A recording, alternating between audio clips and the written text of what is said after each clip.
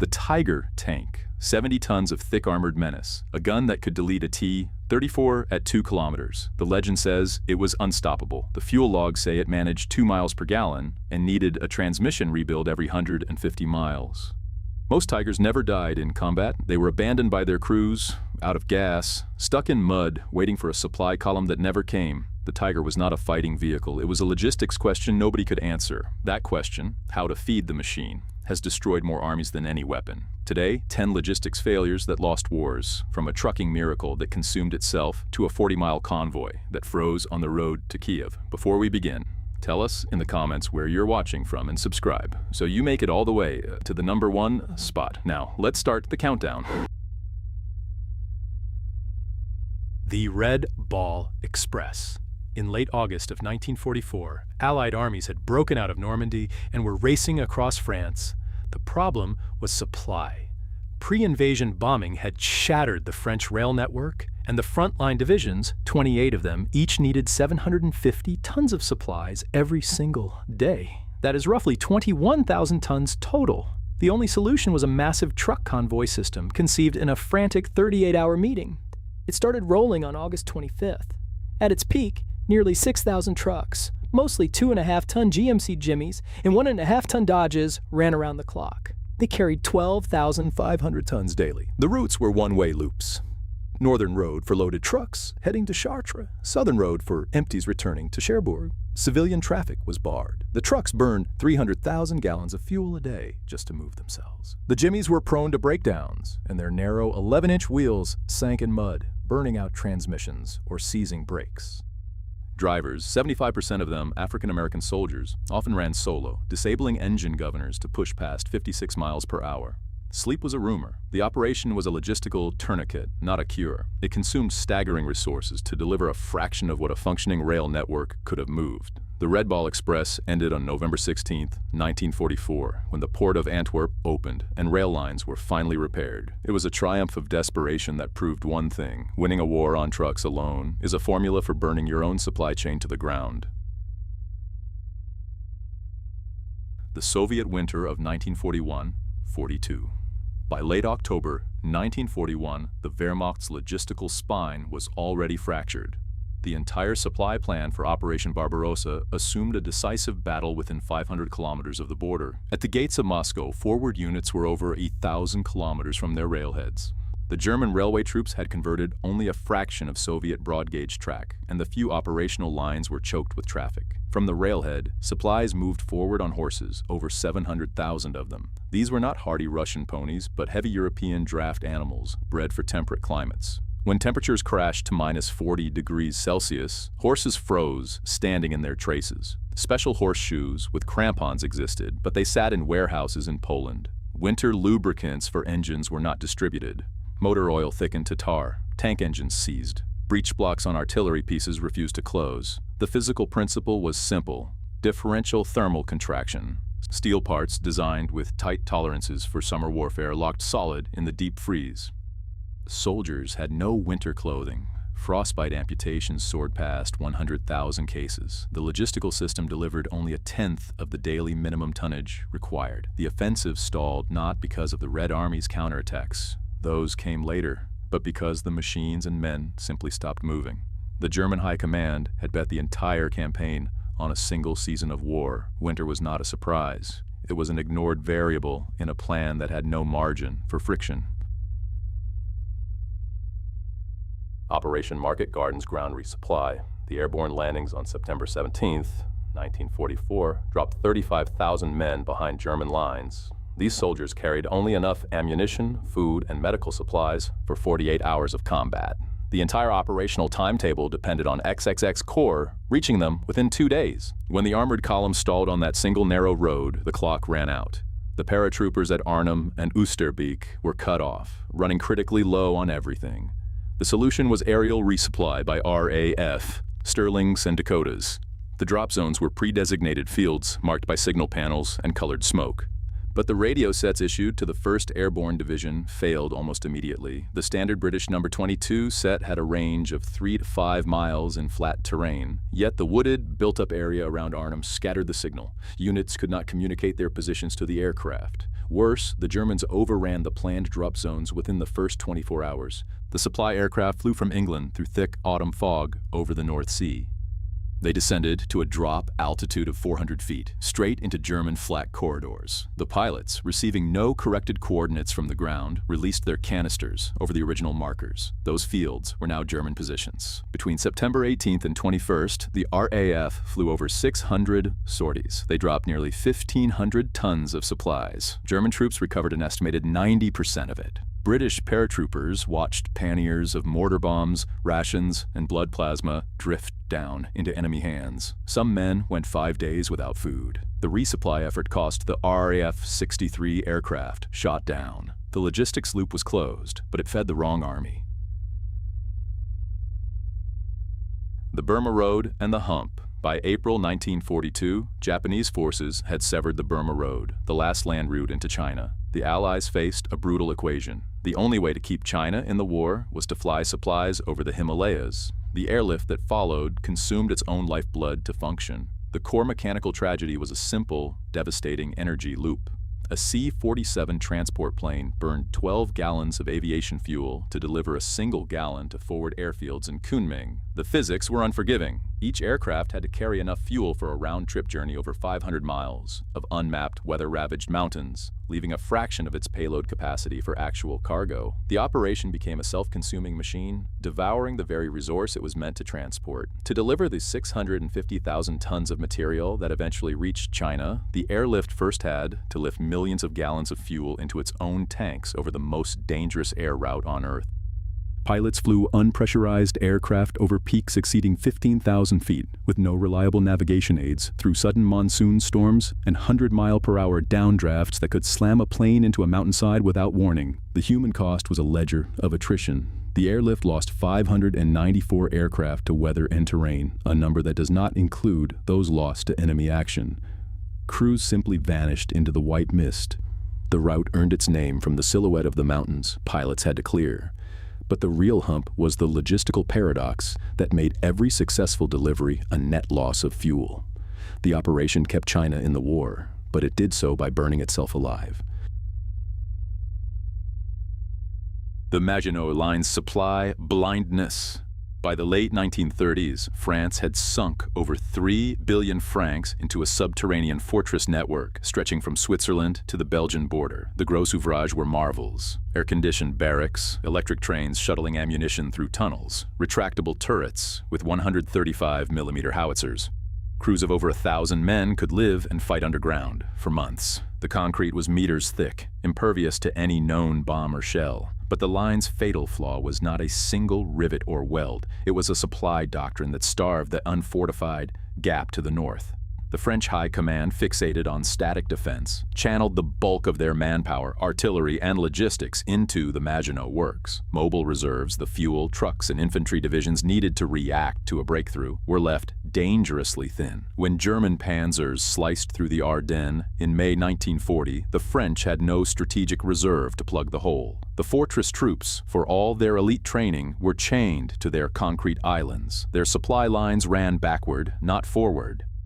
As the Wehrmacht raced toward the Channel, the Maginot Line became a tomb of idle ammunition and well-fed garrisons, cut off and irrelevant. The last ouvrages surrendered only after the armistice, their guns never having fired on a German tank. The line was never pierced, but the war was lost around it.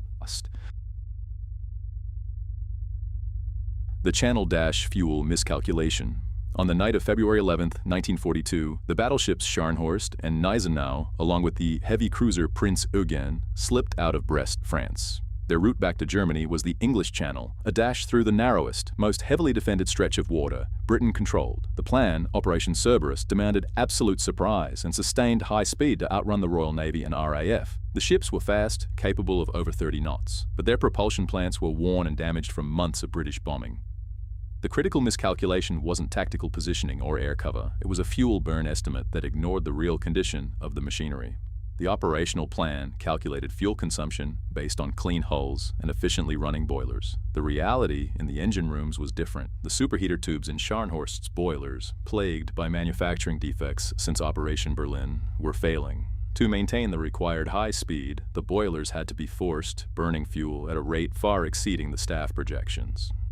As the squadron sprinted past Dover at midday, the fuel state became a silent emergency. The planned margin for high-speed evasion in a final sprint to safety was being devoured by inefficient combustion and increased hull resistance from months in a fouled harbor. The fuel miscalculation compressed every tactical decision. There was no reserve for a prolonged gunnery duel or a wide detour around a newly laid British minefield. The ships were committed to the most direct route through the swept channel, a path the British had hastily mined. The result was inevitable.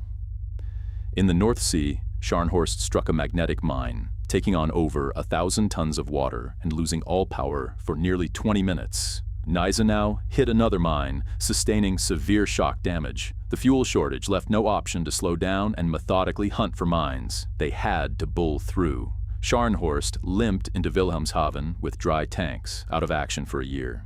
The dash succeeded, but the fuel miscalculation turned a tactical escape into a strategic defeat, crippling two capital ships that never again threatened the Atlantic convoys. The Italian 10th Army in North Africa, September 1940. 150,000 men under Marshal Rodolfo Graziani crossed the Egyptian border. They advanced exactly 65 miles in 3 days. Then they stopped. They dug 5 fortified camps around Sidi Barrani and waited. The reason was brutally simple. They could not move any further. An army of this size required a constant flow of water, food, ammunition, and fuel. Moving those supplies across a desert requires trucks. The 10th Army had almost none. Their logistics chain relied on the single coastal road, the Via Balbia, and a fleet of requisitioned civilian vehicles that broke down constantly. The distance from the port of Tobruk to the front was over 100 miles. Every mile, a supply truck drove forward consumed fuel and water that had to be carried on that same truck. The math collapsed. A division needs roughly 500 tons of supplies per day. Without a motorized transport corps, that tonnage simply sat in warehouses in Libya, while soldiers at the front went on half rations. The British Western Desert Force, though outnumbered 4-1, was fully motorized.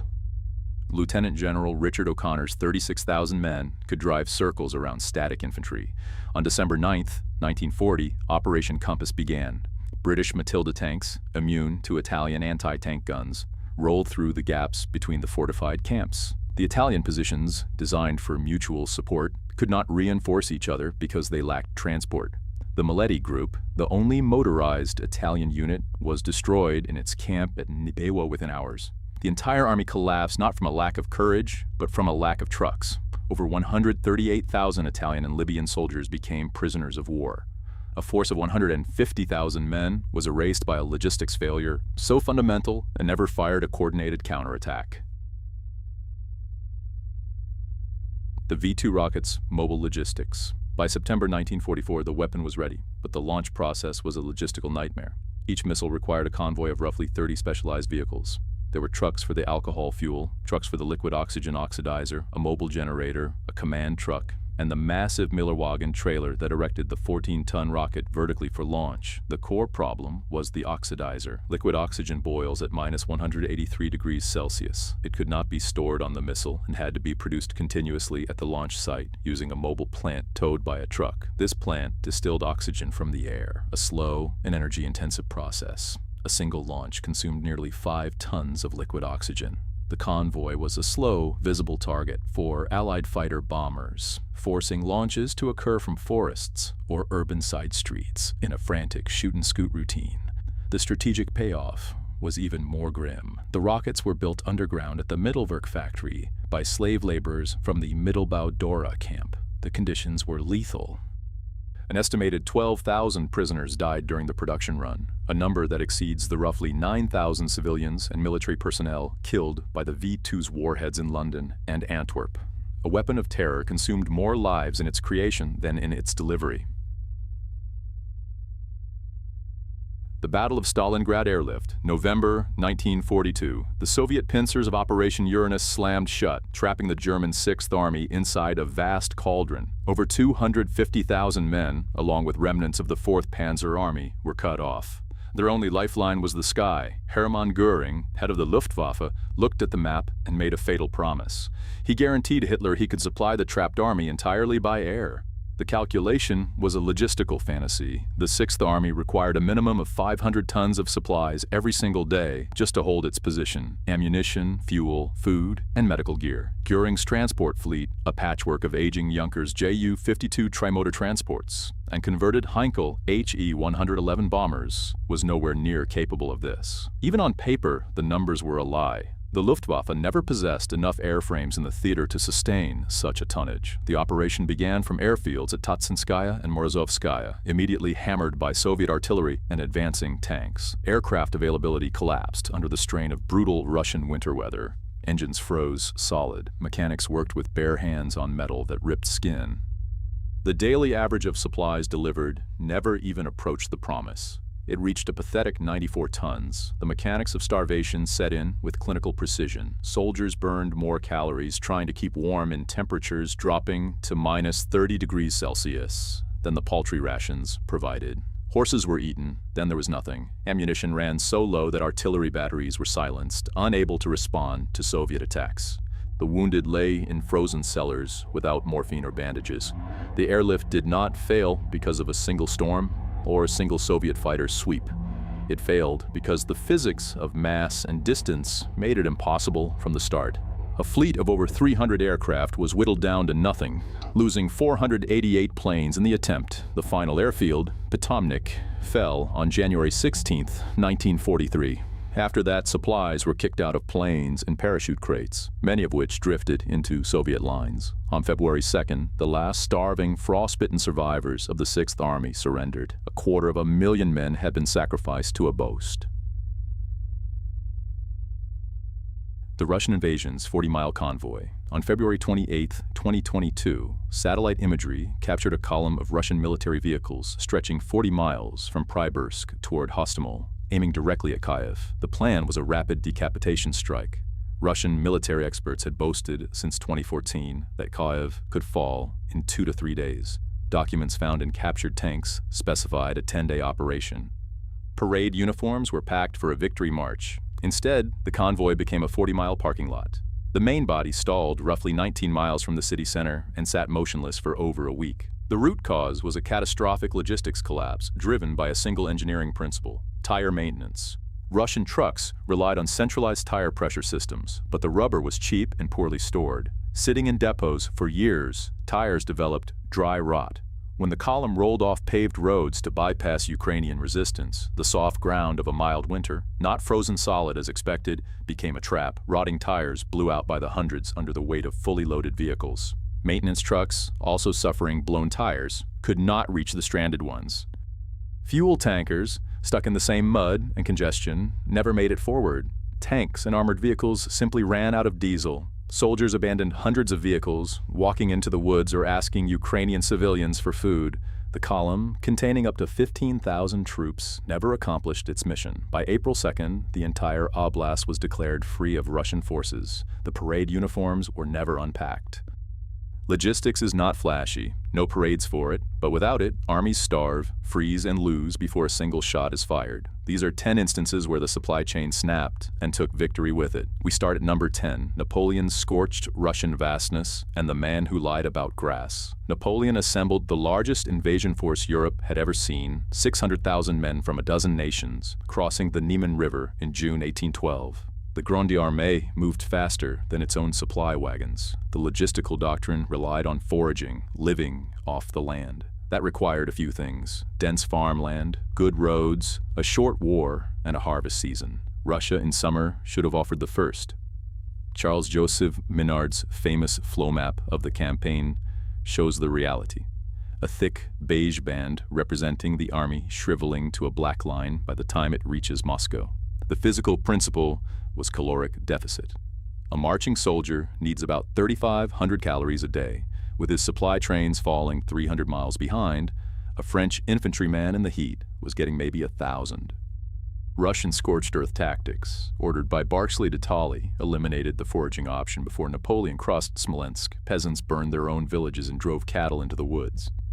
Cavalry horses, bred in Normandy, had to switch from high-energy oats to wet green rye straw in the fields. The result was colic, weakness, and mass die-offs. Without horses, you cannot pull artillery. The human detail is often missed. Napoleon waited in Moscow for a peace letter from the Tsar Alexander that never arrived. His quartermaster, General Dumas, reported that the cavalry mounts were so starved they tried to eat the thatching from peasant hut roofs. Napoleon's final retreat stumbled through a winter that hit minus 35 degrees Celsius. No resupply of winter uniforms could get through the blizzards. Of the original 600,000, barely 22,000 exhausted men recrossed the Niemen in December. The Grand Armée was annihilated not by the Russian winter, but by the failure to feed the men who marched into it. But a different kind of logistical trap, one set in ancient, sun-scorched rock, would claim a Roman army with even less trace. Number 9 is the Battle of Beth Horon, where a